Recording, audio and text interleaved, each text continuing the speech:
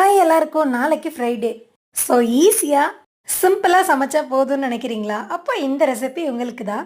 Bachelors, house wife's ரொம்பவே யூஸ்ஃபுல்லான recipe. மறக்காமல் ட்ரை பண்ணி பாருங்கள். சேவ் பண்ணிக்கோங்க வீடியோவை.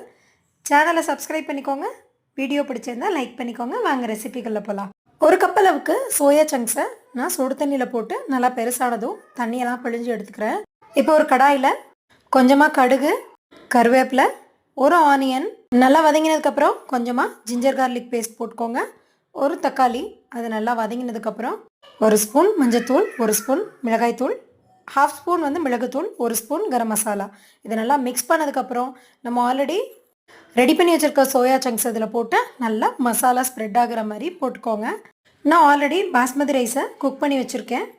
நீங்கள் நார்மல் ரைஸ் கூட யூஸ் பண்ணிக்கலாம். ஓவர் குக் ஆகாமல் இருக்கணும். இப்போது மசாலா எல்லாத்தையும் ரைஸில் ஸ்ப்ரெட் ஆகிற மாதிரி நல்லா கலந்து விட்டுட்டே வாங்க. நல்லா கலந்ததுக்கப்புறம் தேவையான சால்ட் சேர்த்து அகைன் நல்லா மிக்ஸ் பண்ணிக்கோங்க. இப்போது ஒரு ஸ்பூன் அளவுக்கு நெய் விட்டு கொஞ்சமாக கொத்தமல்லி தலை தூவி இறக்கினா சூப்பரான soya chunks masala rice ready. ரொம்பவே சிம்பிள் அண்ட் ஹெல்த்தியும் கூட. டேஸ்ட்டு அல்டிமேட்டாக இருந்துச்சு. ரெசிபி பிடிச்சிருந்தா செஞ்சு பார்த்துட்டு கமெண்ட் பாக்ஸில் கமெண்ட் பண்ணுங்கள். இந்த மாதிரி நிறைய ரெசிபீஸ்க்கு சேனலை சப்ஸ்கிரைப் பண்ணிக்கோங்க. தேங்க்ஸ் ஃபார் வாட்சிங்.